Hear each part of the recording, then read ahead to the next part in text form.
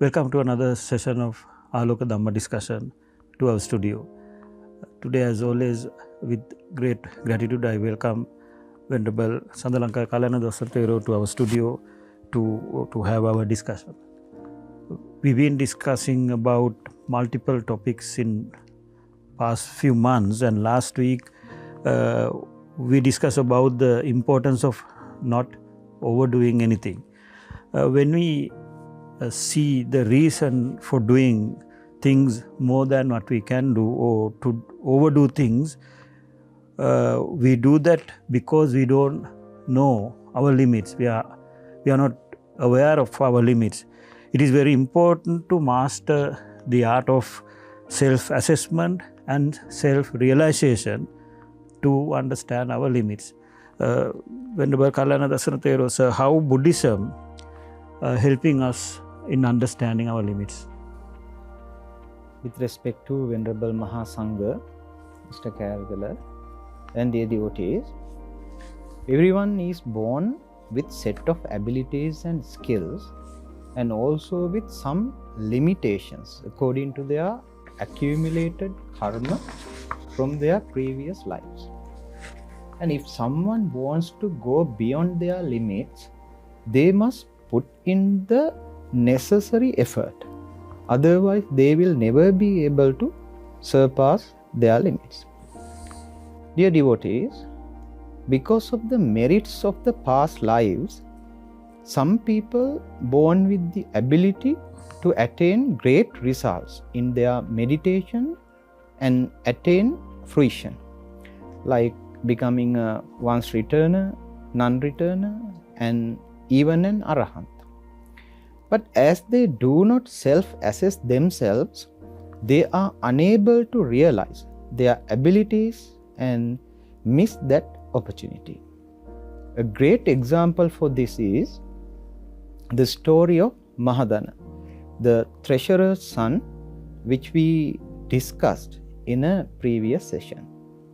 Seeing the pathetic state that Mahadana was in, after wasting both his and his wife's wealth, Lord Buddha said to Ananda Thero, Ananda, if this man in his prime life had not squandered his wealth, but had applied it to his business, then he would have become the wealthiest person in the city.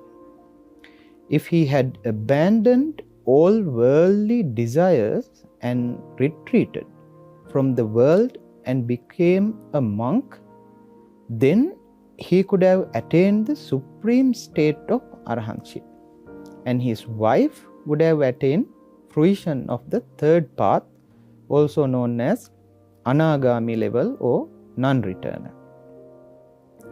Then the Lord Buddha continued, Ananda, if in his middle age he had not squandered his wealth, but used it to develop his business, then he would have become the second wealthiest in the city. And if he had entered the order of Sangha, then he would have attained the state of Anagami, and his wife would have attained the state of Sakradagami, also known as once returner. Lastly, the Lord Buddha said, Ananda, even in the latter years of his life, if he had not wasted his wealth and used it for his business, even then he could have become the third most wealthiest person in the city. And if he had entered the dispensation, then he could have attained the state of Sakardagami, and his wife would have attained the state of Sovan, so-called stream enterer. But Ananda, now he has neither the ability to become successful in his lay life or his spiritual life. Dear devotees, if we look at this story, we can understand that one of the reasons Mahadana to be unsuccessful is because he didn't know the limits he was born with or the opportunities he was born with. And because of this, he lived a very miserable life. So, to understand our limits and to do a self-assessment, what we need is yoniso manasikara, so-called wise attention. And to develop yoniso manasikara, we need three things. Saddhamma savana, being a listener of the Lord Buddha's teachings. And the second one is sappurisa sevana, associating with wise and noble people. Third one is the shraddha, a genuine faith about the Lord Buddha, his teachings, and the order of Sangha. Dear devotees, an interesting fact is that all three of these are interconnected because they all help to develop each other. Mr. Karagala, even if someone doesn't have the opportunities because of their karma or his karma, if they make right effort, they can still attain fruition or success in both their mundane life and their supramundane life. Well, whenever so you mention about the merits of the past life, which is karma, but unfortunately when something goes wrong or if we fail, one of the usual things we always say is it is our karma. Is it right to say that always and make ourselves comfortable of failing and giving a bit of a bribe to our mind, saying that this is fine, we wouldn't have done it better? And is there any way we can surpass our karma and become successful according to Buddhist philosophy? Mr. Karagala, in the Anguttara Nikaya Chatukka Nipata, there is a sutta named Palupajivi Puggala Sutra. In this sutta, Lord Buddha preached that there are four kinds of people in this world. Uttana Palupajivi na Kamma Palupajivi. Kamma Palupajivi na Uttana Palupajivi. Uttana Palupajivi cha Kamma Palupajivi cha. Ne Uttana Palupajivi, neva Kamma Palupajivi. Now let's look at these people individually. Dear devotees, the first person is Uttana Palupajivi na Kamma Palupajivi. He is someone who works very hard and lives off his effort and not on his karma. For example, let's say someone is born into a very poor family. Instead of giving up, what he does is he studies really hard and eventually he gets a good occupation and lives a prosperous life. Here, even though he wasn't born with good karma, he still is able to achieve success with his effort. This is the first kind of person that can be found in this world. The second type of people that can be found are Kamma Palupajivi na Uttana Palupajivi.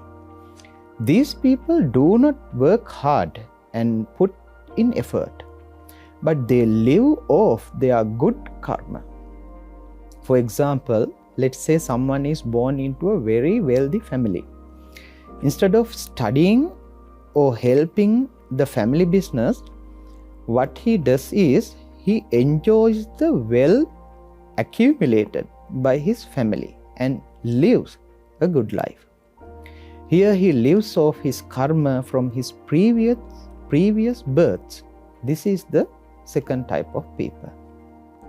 Dear devotees, the next type of person is Uttana Palupajivicha Kamma Palupajivicha. Now this one is very important and we should also strive to become like him. Because even though this person has good karma, he doesn't stay idle without doing anything. Instead, he puts in effort as well and lives off both his effort and karma. For example, someone might be born with the qualifications to attain anagami or non-returner level. But after attaining it, he doesn't stop there and puts in great effort and reaches the state of enlightenment. Here, even though he was born with good karma and was able to attain the level of non-returner, he is not stopping there and having a great effort to become successful. He lives off both his karma and effort. Dear devotees, the last type of people that can be found are Nevuttana Palupa Jivi, Neva Kamma Palupa Jivi. These are the type of people we should never hope to be. These people are born with bad karma because of things they did in their previous lives. But not only that, they don't put in any effort at all and try to become successful. These people live neither with their effort or karma. If I am to give an example, there are some people who are born without any qualities to attain fruition in their meditation. But the worst thing is that they don't even try to meditate. They live a life just like the wind. They go in whichever direction the wind takes them. They have no goal in their life at all. This is the fourth and last type of people found in this world. So, Mr. Karagala, what I want to say is, we should never give up trying to surpass our limits, even after knowing them. It doesn't matter what limits you are born with. You should always put in effort. Although you might not be able to attain enlightenment in this life because of your karma, but your effort will definitely help you in your next life. So, well, it's very clear to us that when you know what you have and what you don't have, and when you know your limits, you will definitely make informed decisions and will play within your boundaries. But it's important to understand, having said that we have to play within our boundaries, that should not make you to reduce your potential. You have to go for your maximum potential. It's a balance. So if you understand this art well, you will definitely, but steadily and slowly, but definitely go towards your success.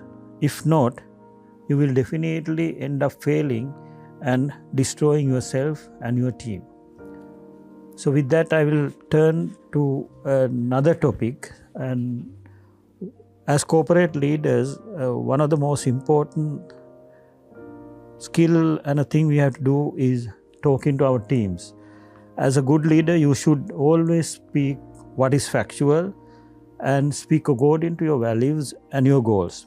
And when you do that, it will develop the trust among your team about yourselves. And communicating thoughtfully will help you to unite your team, which is the most important thing as a leader we have to do, and heal the issues if there is any. How can we ensure we always practice the right speech by following Buddhist teaching? Mr. Karagala, according to Buddhism, right speech is divided into 4 components.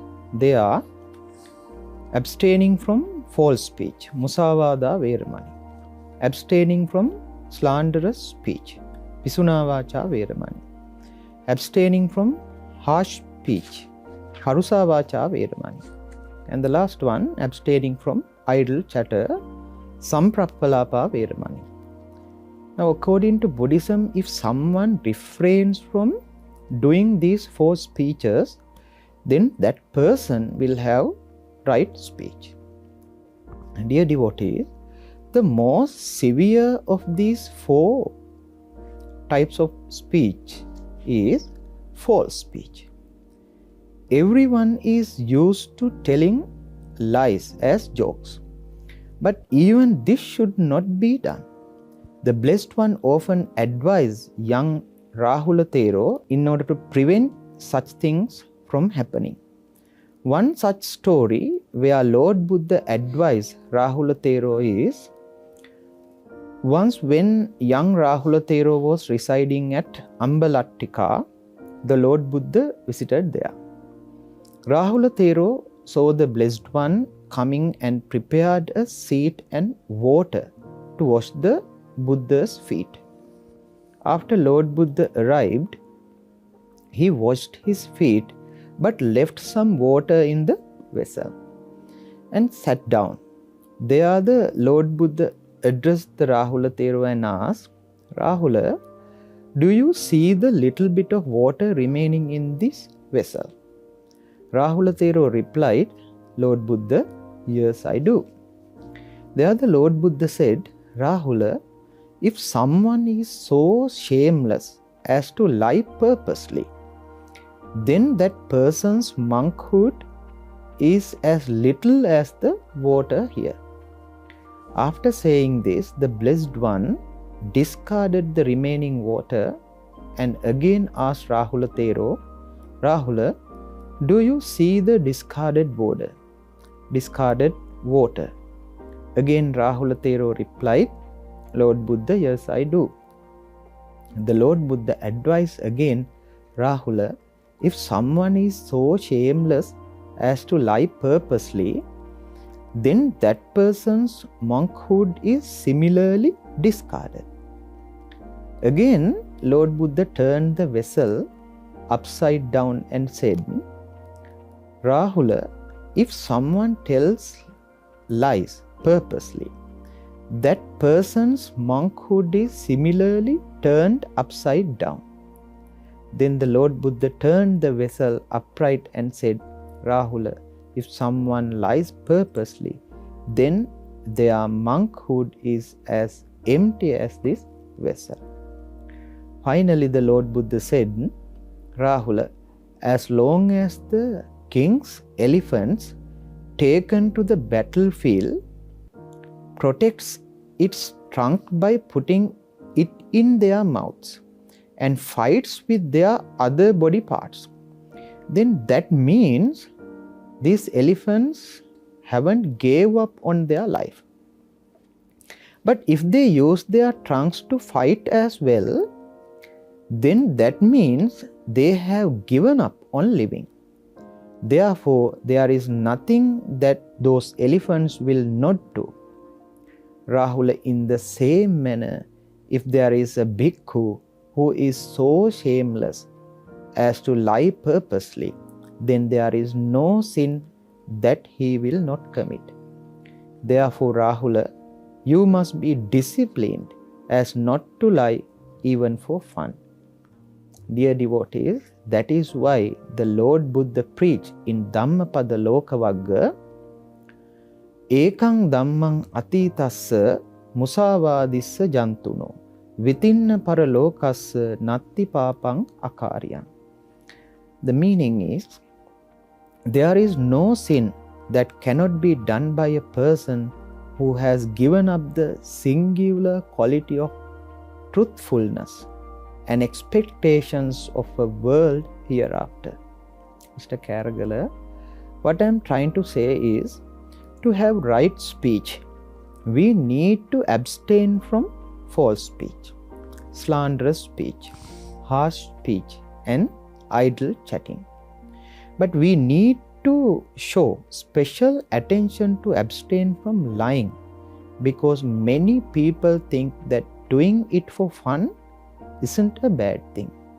But what the Lord Buddha has said is, if someone doesn't abstain from lying, then there is no wrongdoing or unwholesome action that he will not commit. So, Venerable Kalandasana Thero explain in detail about the importance of the truthfulness or abstaining from false speech. Venerable Sir, as you already know, explained about the importance of abstaining from false speech, lying or musavada. I would like to ask from you, how is Buddhism defining this, the lying or the false speech? Mr. Karagala, to have right speech, we specially need to abstain from false speech, or in other words, lying. But what is the meaning of lying? If I am to give some examples indicating what is there as not there, or what is not there as there. Saying or indicating what happened as something that didn't happen, or what did not happen as something that actually occurred. So these are the definitions. Dear devotees, people think that the only way that someone can lie is by saying something directly. But that is not true. False speech can be done by word, through mouth, writing, or even hand signs, with the intention of deceiving others. Now I would like to say something very interesting. Even if we lie with the intention to deceive someone, it might not necessarily become a lie. What is the reason for this? Common knowledge is that if we say something false to deceive someone, then it is a lie. But dear devotees, according to Buddhism, there are 4 factors that need to be fulfilled in order for a lie to become a lie. What are these 4? Let's look at them one by one. The first one is something that we all know, and that is, what we are saying needs to be false even if we have the intention to deceive someone. But if what we say is the truth, then it will not be a lie. The second one is also something that you all are well aware of, and that is the intent to deceive others.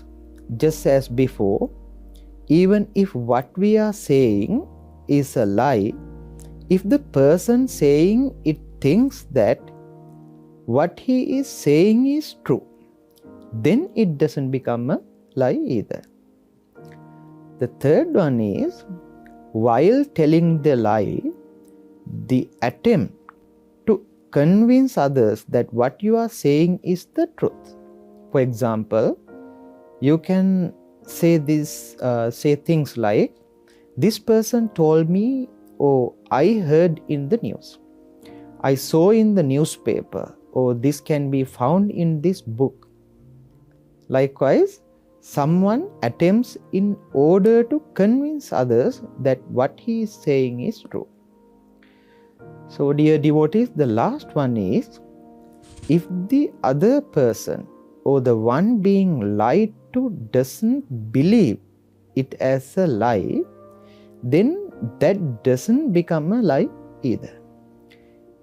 Even if what someone saying is a lie, even if he has the intention and attempt to convince his lie, no matter what they do, if the person being lied to doesn't believe it, then it doesn't become a lie. If I were to give an example, let's say someone you really hate, or your enemy comes to you and tells you a lie. You might not know that what he is saying is actually a lie or not, but you still don't believe it because of your anger or grudge. Now here, the enemy doesn't generate any demerits, even though he has fulfilled all 3 previously mentioned factors. Mr. Karagala, demerits will not generate if the lie is said in an unknown language, if not heard properly, or if the listener does not understand it. Another thing is, if a lie is uttered by mistake, then it too will not generate demerits. Also, if a promise made with the intention of fulfilling it, but because of certain reason you fail to do it, since you had the intention to do it, it will not become a lie either. But if anyone makes a promise with no intention of fulfilling it, then demerits are generated the very moment the promise is made. There is no relief even if the promise is fulfilled later. So, dear devotees, let's say someone is forced to lie, then demerits are generated to both the liar and the person who forced him to do it. If someone carries a false letter but doesn't know the content, then the demerit only generates to the writer. People who write newspapers, books, or even posts in social media needs to be very careful, because if what they write is false, every time someone is deceived by it, the writer will generate demerits. So what I finally want to say is, no matter what, we should not lie, because only then we can practice right speech and become happy. So, today we discuss a very simple thing, yet a very, very important and a common mistake all of us do, which is the word which is coming out of our mouth. So one of the biggest reason, if you get into the root cause in this society, to have the simple, starting from simple family issues to organizational issues, or even the issues in the political arena, most of those things starts from a word or from words and the way we manage words. So it's very important to understand from the point of view of our religion, from the Buddhism, how why it is important and how we can abstain from speaking wrong words and lies.